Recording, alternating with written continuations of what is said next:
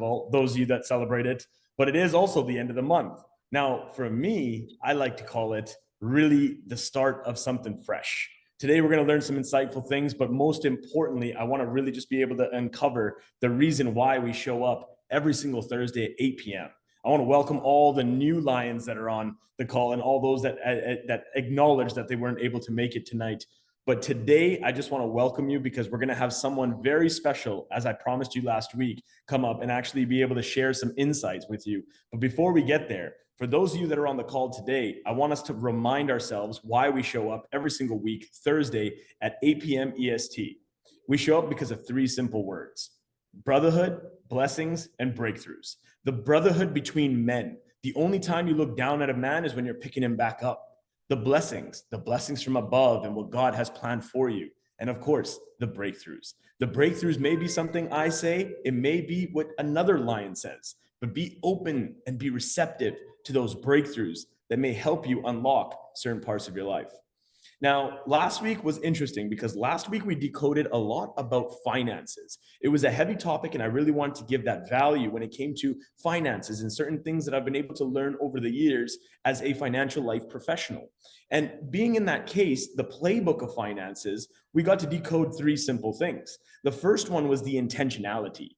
It was the intentionality of finances. What is it that you're looking for? What is it that you need every single month? What is it that you want every single month? What is it that you truly desire? But more importantly, what is it that you truly deserve? Going through that calculator and understanding the intentionality of why it is that finances is something that we need to be focused on leads us to the second one, financial preparedness. Now, financial preparedness is a lot more intense because this is when death, divorce, divide, the things that are unforeseen occur. And we're usually spun into a panic or we don't really know what the fuck we're doing, to be honest. That side of things now is about understanding the preparedness, preparing and getting certain things in place. As we pointed out, even something as simple as a life insurance policy, depending on, again, how much you owe to the people. So when we understand that preparedness, that leaves us to the third one, which is the financial responsibility. It's understanding the family, the next generation, what you're doing this for and who you're trying to protect.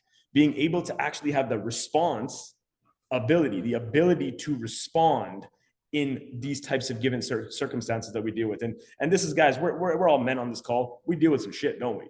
We deal with shit that we don't necessarily know how to express or even emotionalize because we've been conditioned like that. Rub some fucking dirt in it. Be a man.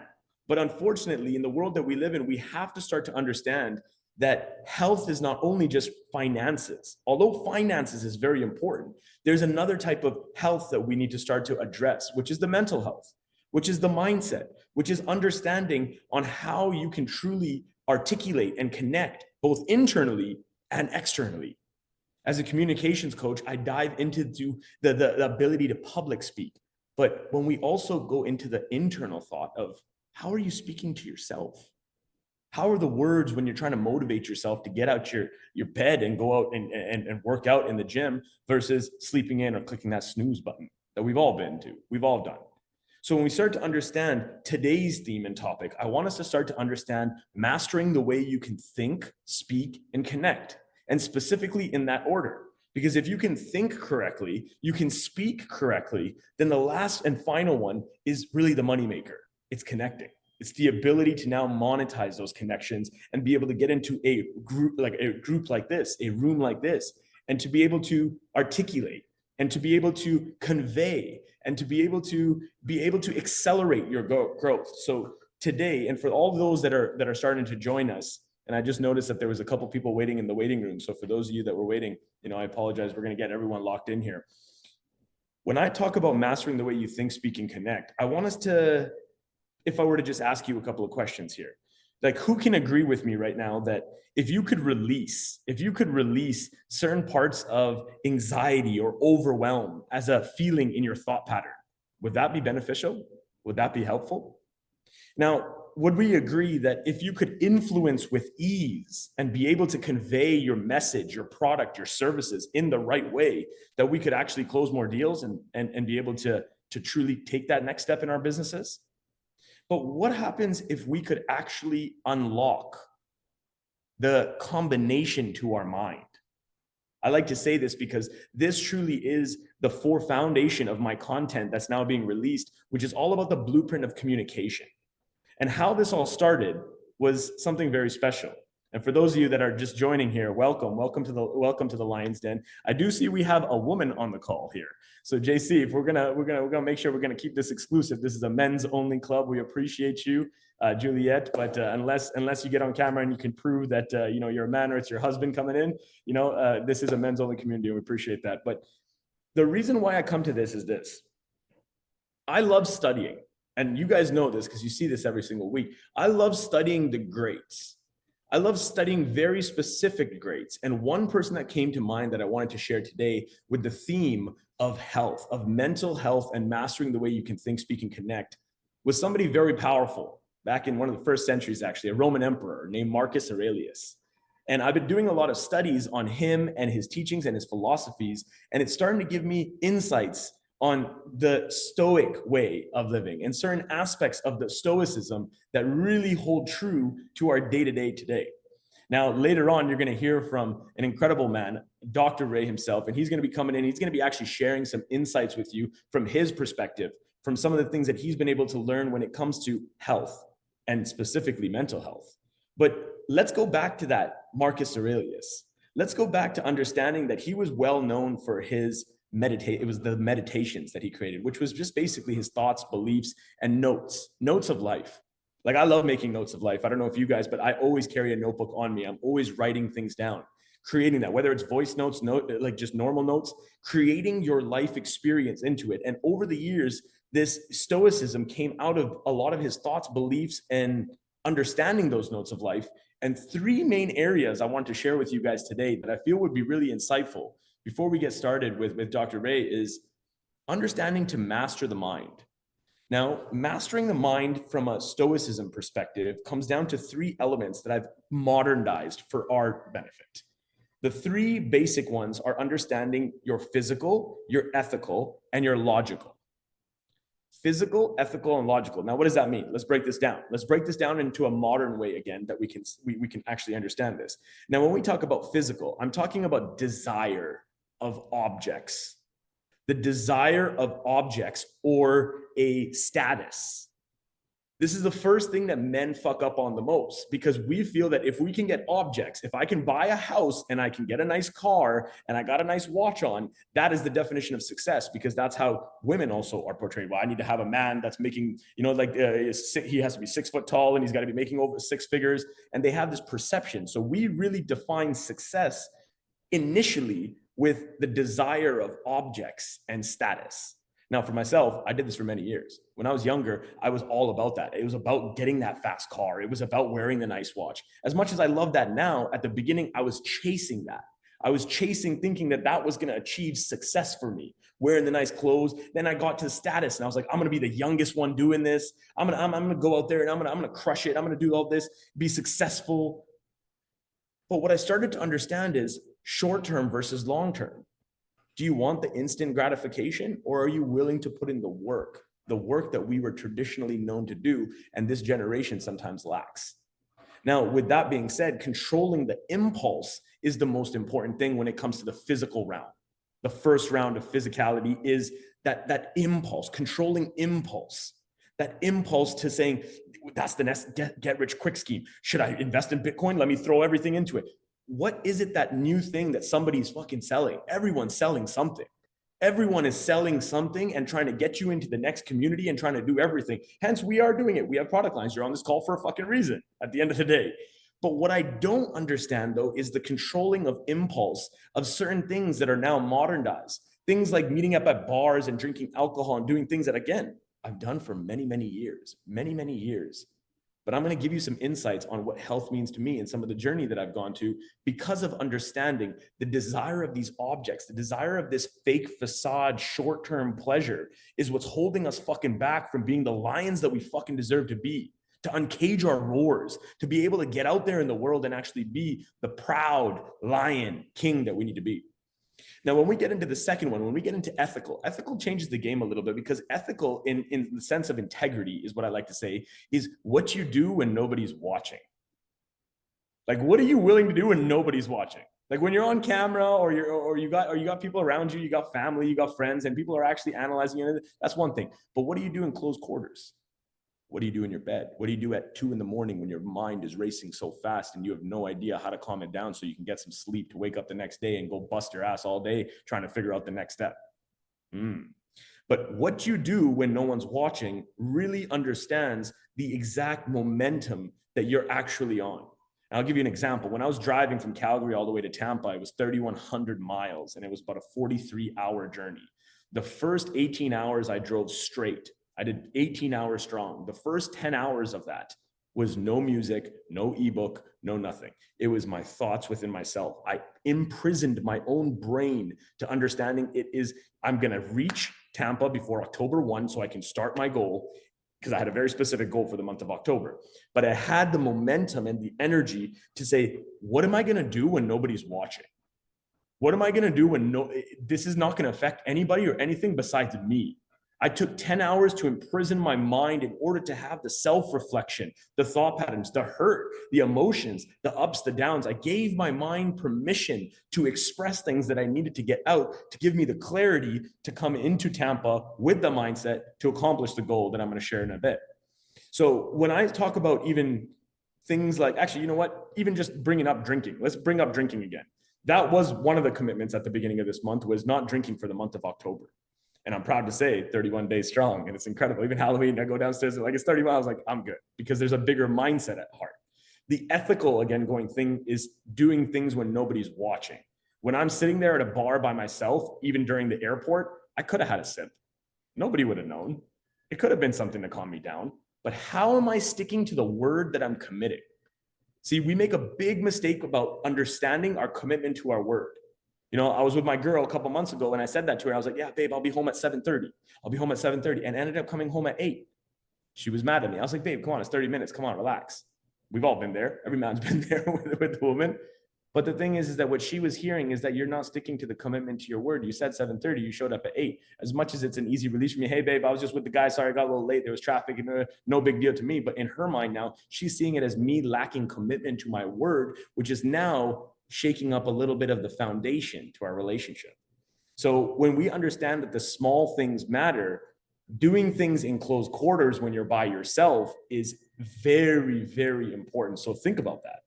How are you testing yourself? By having a cold shower in the morning or brushing your teeth with the opposite hand? How are you leveling yourself up? How are you playing a game and competing with yourself? Because there's nobody else that you should be competing with. The minute that you're looking to who's in second and who's in third, and no, you're already lost. It's you versus you every single morning. And that leads me to my third and final point, which is logical. When we understand logic now without judgment, without the perspective or the perception of what somebody is going to analyze or dig at you for, making a logical decision is the freedom of deception, is not thinking that the world is out to fucking get you, even though you've been burnt 42 times. I get it. We've all been there. Failed businesses, failed partnerships. It sucks. It happens. But what's more important there is understanding the freedom of deception allows you to actually say, I'm going to love everyone, but I'm going to trust no one. But love has to come first. You're allowed to say, trust no one, but love everyone has to come first. You have to go in with the intention of loving and being there supportive until somebody gives you a reason not to. Then if they do, they make that choice, that's their choice. That's not yours.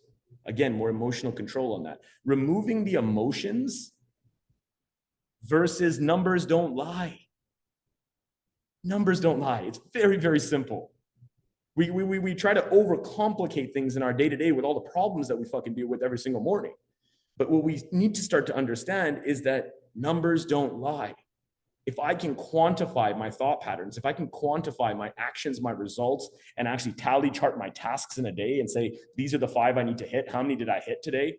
And just stay consistent with that, it's not very complex. It's not easy, but it is very simple. It's very simple to take 1, 2, 3 steps, but it's not so easy to go through the resilience that it takes to continuously show up for yourself and for those that you love. You know, I was just on a phone call with my with my childhood friend just earlier today, and we were talking about, again, just numbers, going back to the numbers versus the emotions. And he's like, yeah, I'm buying another house. He's an investor. He's a lawyer downtown, a family lawyer, and he buys a lot of real estate. So he's like, yeah, I'm getting ready to buy another house, man. I'm gonna grab another door. I found another $500,000 home. I'm gonna pick it up. And I was like, okay, cool, that's awesome. And we started talking about this, and he's like, yeah, it's just such a nice home, man. Like, I really want to get in. I was like, okay, so listen, man, we can think like it's a nice home, but like, what are the numbers, bro? Like, what do we actually like? Let's do the due diligence on it. He's like, no, it's good cash flow. It's good cash flow. And I started doing the numbers with him right over the phone. And we started just doing a quick little due diligence on the property. And I said, look, this is the income, this, and he didn't factor in vacancy, and he didn't factor in property management. He's like, oh, well, I manage my own properties. And I was like, doesn't matter. Doesn't matter. Even if you manage your own property, you still need to be cutting that out and making sure that you're paying yourselves. Like, this is like common rules for property management. He's like, yeah, fair enough. I was like, so the cash flow isn't as great as you thought. And if we look at the cap rate now, unless you get a really good up in your appreciation, is actually not really viable. Then I gave him an option on something else that I got going on in Calgary, and then we started having a different conversation. But the interesting thing was that the impulse was created because it's like, it's such a nice home, and I have a perception that it looks nice because it's a beautiful home. But in reality, the logical numbers tell you how to make your decision. So every single day, when we think, how do I lose weight, or how do I stop drinking, or how do I, control the impulses and the vices that are breaking me every single day? Really, if you really understand it, it's very simple. It's the process of understanding the logical. It's the understanding the ethical. And it's, of course, understanding that physical. And that's a very important understanding from Marcus Aurelius that I wanted to share with you guys today, because understanding these principles can help you live and lead. I want you guys, for those of you that are writing this down, live and lead with abundance, freedom, and wealth.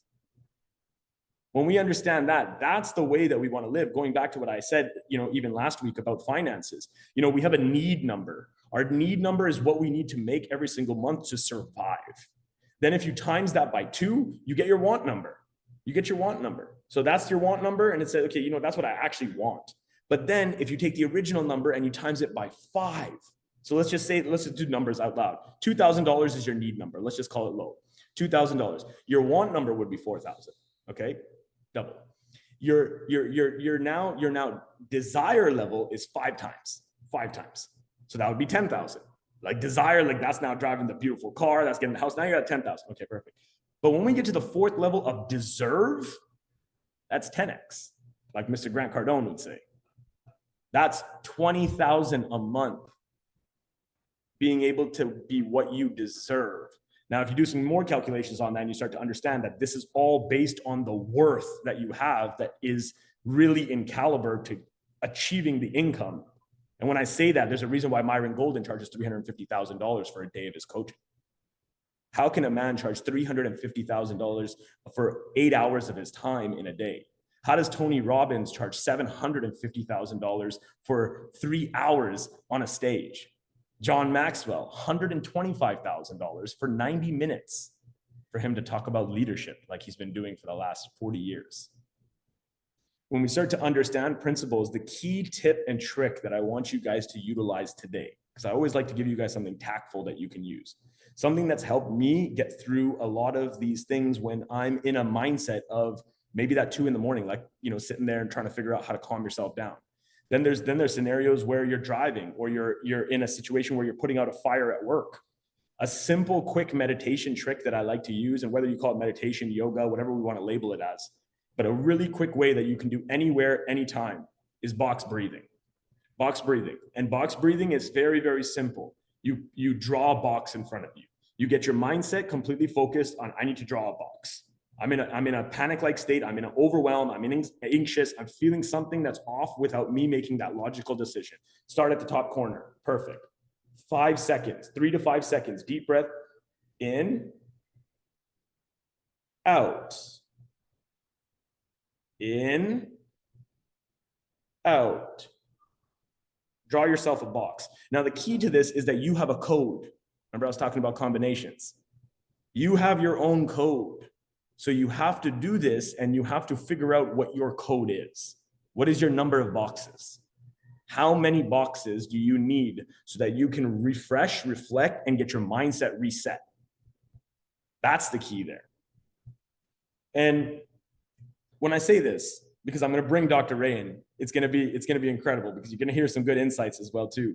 But when we start talking about codifying and we start talking about even showing up on the Lion's Den and really understanding why we show up here every single week, for those gentlemen that are on the call live and those that watch on the recordings, we show up here, as I mentioned, the brotherhood, the blessings, and the breakthroughs. And what we're doing now as a community is we are building larger and we are building stronger with all men from on a global scale. We want to build this to being stronger, more men that are around the world that want to really uncage their roar and be the fucking lions they deserve to be. But ultimately, we're building into the kings that we deserve to be.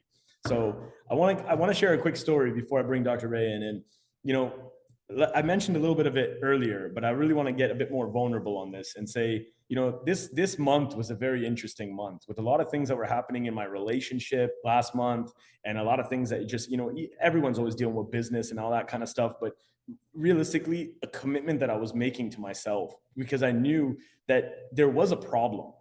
It wasn't a problem of the normal way of thinking that there is a substance problem, because I feel that the mind is sharpened over the years and the amount of people that I've been able to be coached and taught by. But what was important for me to understand this month was one of those impulses like alcohol that I was using in order to guide me into the direction of feeling more confident or being able to be social or being able to find connections at the bar and being able to network the right way. And these lies that I was feeding myself over and over and over again, not thinking clearly, not thinking sometimes logically, even though it's so normal. It's so normal to just, you know, grab open a bottle of whiskey, pour yourself a drink or a tequila with the boys or having a beer with lunch, you know, wine with pasta. It's such a normal concept that our world has created. But that's how we're enslaving our population now. We're creating something inside of my head. And that's what, again, 31 days sober now. And I'm telling you just for myself, this is something that has changed my thought pattern because when I started working with Dr. Ray, it was very interesting because I told him, yeah, man, I want to lose weight. I'm gaining some weight. You know, I eat really well. Like I go out to all these restaurants all the time. I spend good money. Like, but I'm not really staying to that commitment of training as hard as I need to. And some of these habits like drinking aren't really helping me. Right. And I've had a lot of fitness trainers and coaches and all these other people try to give me insight on how to lose weight and everything like that. But it took not only somebody in the fitness and health game, but an actual doctor, to look at me square in the face and say, Jay, the problem is that you're an obese alcoholic. And when I heard that terminology of being an obese alcoholic, it was almost like the fucking fuel, the fire I needed.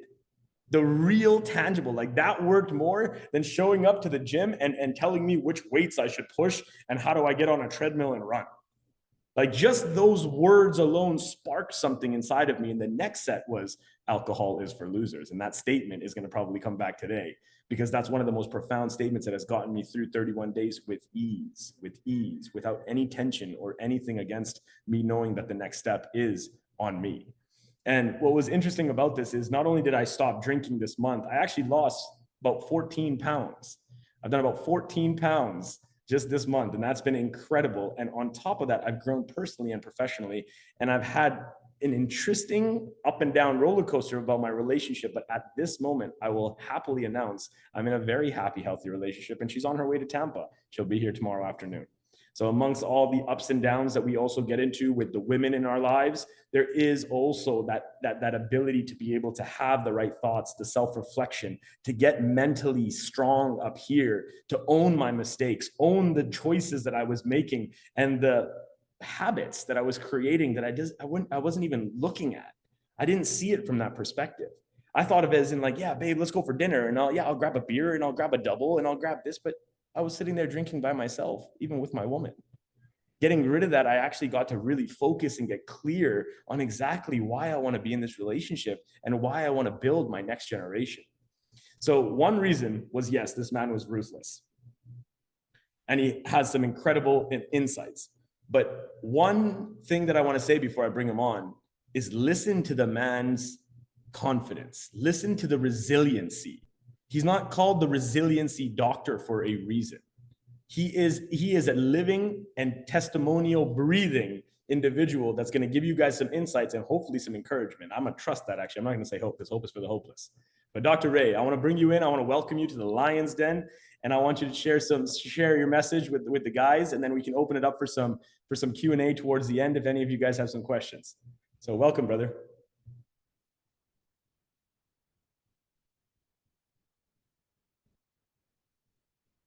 There we go.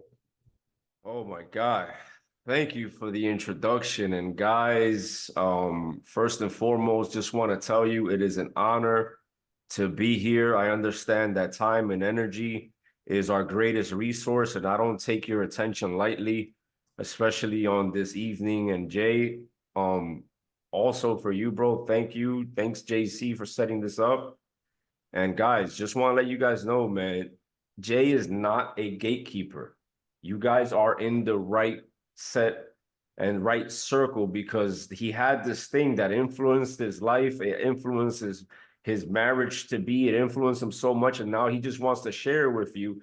And he's not keeping the information to himself to have some kind of competitive advantage. So don't listen to what people say. Watch what they do. Jay has this resource that is changing his life, 14 pounds in a month. It improved his relationship, and now he's here to share with you. And that's me. But in reality, it's not me. It's God using me as a vessel. I just so happen to have a cup that's overflowing, and now I'm pouring into others. It's that simple. So what qualifies me to be here, guys? I'm a fucking man's man. 20 years as a first responder in the city of New York, working as a paramedic. I also have a doctorate degree in medicine, but I started off as a high school dropout who was arrested, raised by a single mom in New York City, who's been shot at, who's been in handcuffs. Jay can relate. A motherfucker like me got a chip on his shoulder, and he got something to prove, because a lot of people, they told me, why aren't you in the hospital prescribing medications? I decided to burn the boats, and all these degrees that you see behind me is because I'm man enough to lift up a dumbbell, and I'm also man enough to lift up a fucking book. You got personal trainers talking to you about form and glute kickbacks, but they're not man enough to pick up a book and learn some stoic philosophy like what Jay was talking about. So I just want to tell you guys, man, the divorce, I've been there. The addiction, I've been there. The 70 pounds overweight, I've been there. The suicidal thoughts, I've been there. Did you know that there's a dark secret? And it's that most men actually are, they call it fucking, it's retarded. They're successful at suicide. How the fuck can you be successful at suicide? Why? Because if you decide to drive from fucking Canada to Tampa and you drive 10 hours straight, it's because you're man enough to fucking control your thoughts enough, but we're also man enough to fucking do some very self-destructive shit. Who could relate, bro? Think about it. Did you say that one fucking Oreo was going to be, that's it? And then next thing you know, you ate the whole fucking sleeve? That one drink, you thought it was just going to be one drink, right, bro? You thought it was just going to be one shot. Then you ended up fucking this bitch with no condom. Got an STD from her. Or the bitch is a 3 out of 10. You wake up, or right after that post-nut clarity, you're like, why the fuck did I fuck her? Like, oh shit. Let's be honest, bro. I've been there. All that swiping left shit, the vaping, and I'm Dominican, guys. And being Dominican is synonymous with fucking cognac and hookah. And that shit is retarded, bro. It's this life where, Jay brings something up where he showed the lady from Walmart where he showed her mugshot, but she's actually worth $72 billion, right? There's things and influences that go on that are subtle. Sydney, you'll watch the movie Thor, and Thor is stressed the fuck out. This guy's the superhero of all superheroes. He's got this hammer, but yet he's at the bar drinking with his friend because he's stressed out. It's a subtle message that's in the movies. Think about the movies from the 80s and the 70s and the early 90s. The rainbow flag was nowhere to be found. Now the most manliest of men, even the fucking Rock in the fucking Jurassic Park movie was acting feminine. You see what I'm saying? But it's all right. We're not here to cry about it. We're just here to be wise about it. We notice it. Okay. That's what's going on. All right, I ain't fucking with those bitches. I'm gonna fuck with my... I was gonna let the N-word go again. I'm sorry, Jay. I let the N-word go at the event in Tampa. But I'm gonna fuck with the real guys. And that's kind of like what we have here. And it's an honor to be in your presence, man. I just want to speak to you, man. I'm not speaking from a pedestal. I take a shit just like all you guys. And my shit probably stinks more because I drink protein shakes and shit like that. So just to let you know, bro, we all bleed. We all need oxygen. Don't let these fucking credentials fool you. The worth that you feel as a man so that you're able to speak and connect and get across to people comes from what you do with your 24 hours. That doesn't come from your credentials or your fucking credit score or what countries you visited or how many women you've been with. It comes from what did you do in the last 24 hours, bro? And then you go to sleep, you wake up, and you fucking do it again. What are you gonna do with the other 24 hours? Because you can't rest on your laurels. You guys ever seen fucking Married with Children? Hey, by a show of hands, anybody ever seen Married with Children? Raise your hands. Remember Al Bundy, where he's fucking talking about like the 4 touchdowns he scored in a high school game, but now he's a fucking shoe salesman? Don't be Al Bundy. Motherfuckers, don't be Al Bundy. What did you do in your last 24 hours? Oh my God, but you're a doctor. Why aren't you talking about needles? Why aren't you talking about fucking nurses? Because that shit is retarded, bro.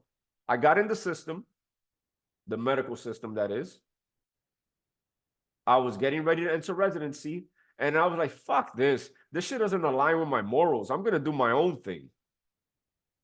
What ended up happening? I ended up having one of the best clients in the world, the United States government. I actually do health and wellness consulting at the national level with the Department of Health and Human Services. Why the fuck do you think Jay got me here? Because I'm a good guy? No, man. He's trying to bring you the best shit he's got. And what does this have to do with anything? It has to do with the fact that if you're successful as is, imagine after you take your mindset seriously. Imagine after you look at your child in the eyes, bro. Deeply. And do it for them.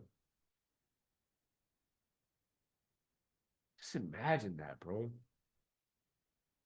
Or that lady, that wife that you have yet to meet. And you are, bro, before I met my wife, guys, my wife is 14 years younger than me. She's a model, knows 4 languages, and just became an architect.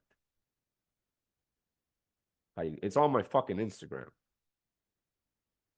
And before I met her, bro, I used to be in front of the fucking mirror at the gym like, yo, I don't know who the fuck I'm doing this for, but when I meet her, I'm going to be fucking ready. And when I met her, I was fucking ready. She's like, oh, I love you. I'm like, no fucking duh. How could you not? How could you not? We meet, I got my fucking place, I got a brand new car, I got the fucking social media presence, I got money coming in, I got all this shit going on, and I could fuck a motherfucker up because I also do martial arts. How could you not love me, babe? I'm doing my job. Men are supposed to protect, provide, and lead. But it's hard for you to lead a woman that's 14 years younger than you, who's beautiful, if you're not even leading yourself correctly. Like, think about it. Sometimes God prevents us from getting the blessings that we deserve because we're not mature enough to handle it. It's there. It's waiting for you. But you ain't man enough yet, little man. Oh, I'm 40 something years old. You still ain't man enough, man. You just a little ass boy in a man's body. Bro, I'll give you guys a story. My cousin was attacked by a dog. He sued the house owner. They gave him a $300,000 settlement. He went to the Dominican Republic with the $300,000 and in 4 months was asking me to borrow 500 Dominican pesos. He blew the whole entire $300,000 in DR and has not been the same since. He is currently a man in his early 40s who's a homeless alcoholic and literally probably has urine on his pants right now. Because he had that opportunity, but didn't have the maturity. And it was the worst thing that could have ever happened to him. So I just want to tell you guys, there's a life waiting for us. You deserve it, but you need to earn it. You need to leverage the mind-body connection. The bar has been raised, bro. Society, especially the leaders of the new world, are taking into consideration their health and their wellness, and they're leaving everybody in the dust. I spoke about it at the event that we had in Tampa recently, but guys, look at Mark Zuckerberg. Look at Jeff Bezos. He looked like Poindexter when he created Amazon. Now he looks like the fucking Terminator. Think about Grant Cardone, bro. He's reaching 70, but those steroids he's taking apparently are working because he's also jacked. And I just want to tell you guys, man, something else that I've noticed is that the people that were on top of the influencer food chain are now being phased out. If you look closely, especially on YouTube, which is on YouTube, is really difficult for you to buy views. It's difficult for you to buy followers. These motherfuckers are getting 20 to 56 views after a post of a podcast that's been posted for 10 hours. These are the same big names. It's out with the old, in with the new. It's your fucking turn. You see a lion back there, right?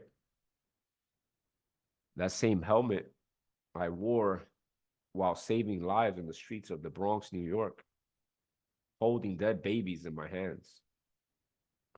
And there's one thing I know about lions, bro. Eventually, the old fucking lion gets phased out by the new fucking lion. It's just the way nature works. Just want to let you guys know, a man's prime is from the age of 35 to 55. After 35, that between those ages are when our earning potential is at its highest. So we're going to be having these 19-year-old females or those younger women for us single guys who are going to be looking at us. They appreciate the maturity. But another thing I wanted to mention was that the other guys who had the spotlight are now being phased out. Now it's up to you to figure out whether or not you're going to be man enough to get on the spotlight. I see Jay is like, if you look closely, man, that's it looks to me like that those are his goals. You know what I mean? Like, all right, Jay is the man now. He's the one who's speaking internationally. He's like, you know how like for example, David Goggins, when he first came out and started speaking at conferences, everybody flocked over it. Now it's just like, all right, David, we got it, man. We got it, bro. Next. So just letting you guys know, man, there's 4 levels of earning potential that I learned and I want to share with you guys.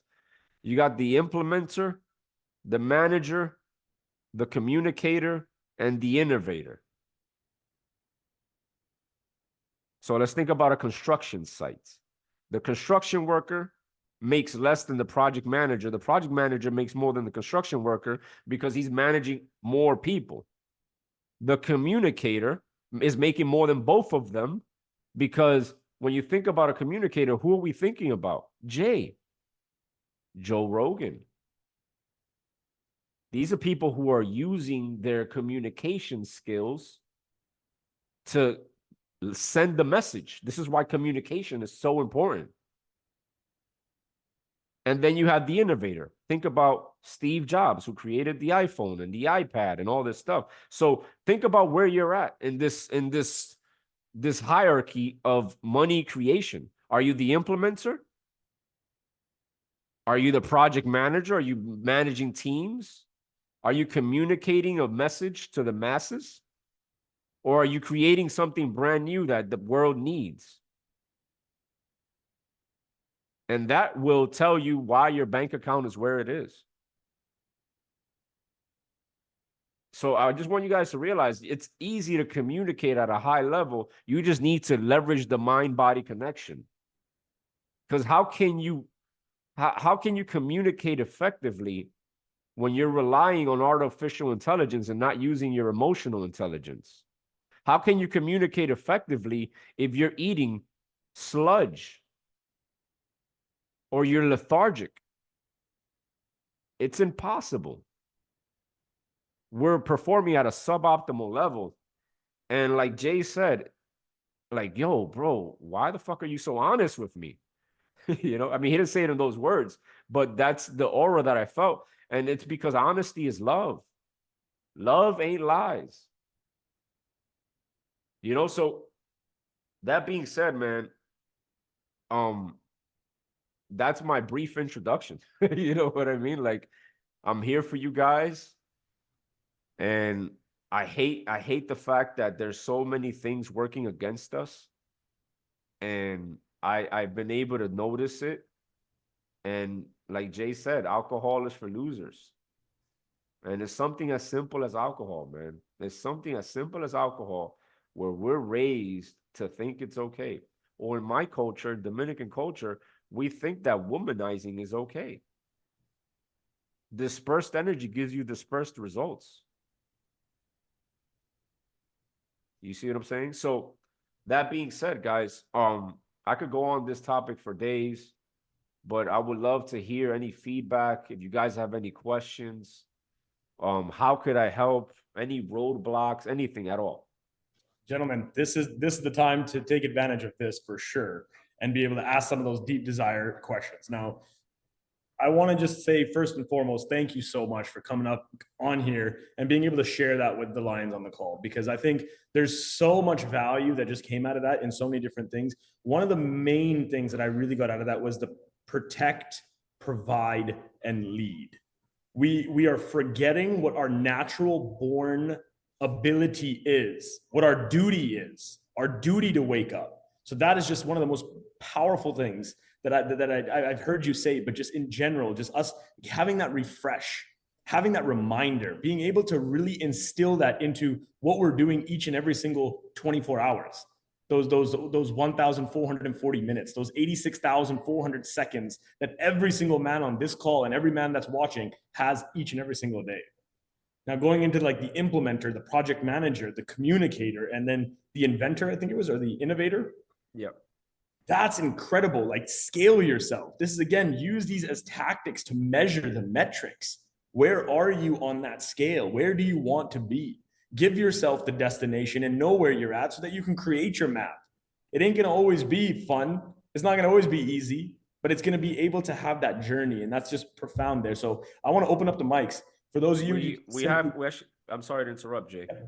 Someone iPhone went ahead and wrote something in the chat. iPhone. Right here, actually, I'll ask you here for you. How do you recommend controlling your temper when someone tries to get under your skin, saying things that are not true about you? Yeah, thank you for that, man. I appreciate the question.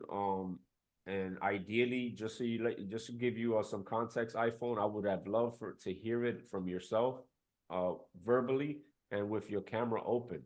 Everybody, please take advantage of the opportunity to grow in your communication skills by opening up your camera, by raising your hand, and by actually speaking up.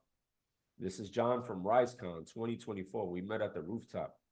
John, my brother, I'm not sure if you said that to me because me and Jay were at the rooftop. But either way, got you, bro. Real quick, man. How do you not let people get under your skin?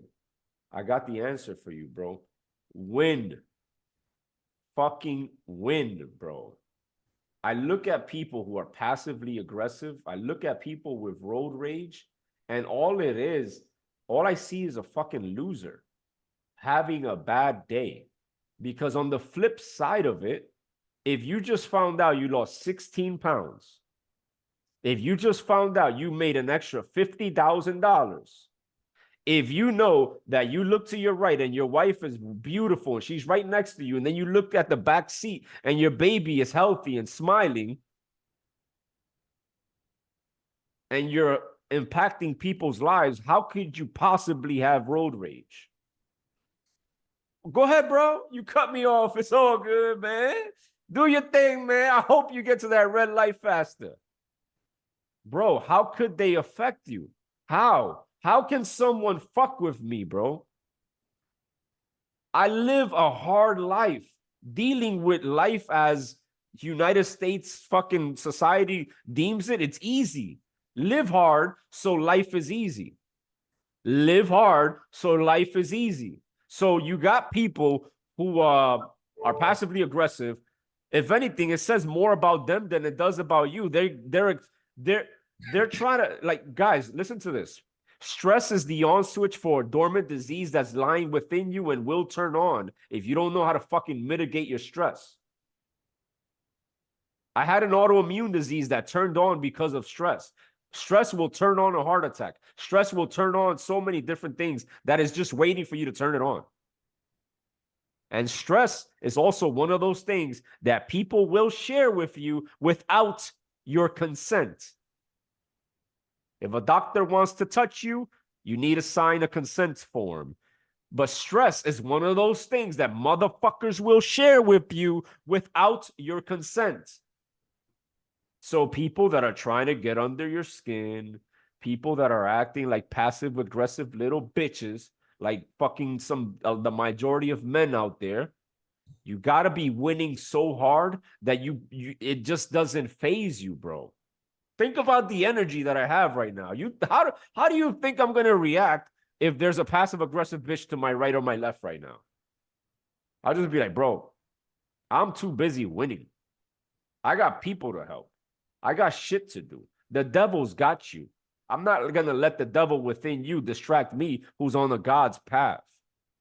I'm not a God, but God is using me. So I'm focused on what I got to do, on my purpose. I'm not going to let your pain disturb my purpose. iPhone John, that's the fucking answer for you right there. Next thing, bro. Win so hard that those motherfuckers ain't got nothing on you. And if they're so fucking trying to get under your skin, then be ready to throw them hands as well. Because that's another thing, John. You don't want to hurt nobody. But you got to be able to slam him on his fucking neck if he keeps fucking with you or your family. I don't condone violence. All right, gentlemen, we're going to close it down now. Thank you, Julian, for that. That was a good one, man. I appreciate that. And I love the journey, crushing it out there, man. That's incredible. You know, getting more into faith. You know, that's been a journey of mine this year as well, too, to just really tap into faith and understand God and be able to really, you know, tap in more. And this is something, again, why I want to bring this down to the end of the call here is really just thanking all of you. Even on Halloween night, I saw that comment there in the chat there. On Halloween night, we could be out, we could be drinking, we could be chilling, but we're here together, leveling up as the brothers that we are. So I appreciate you guys. I love you guys. Remember, it's about the brotherhood, blessings, and breakthroughs. I cannot wait to see you next week, 8 p.m. EST on the Lions Den.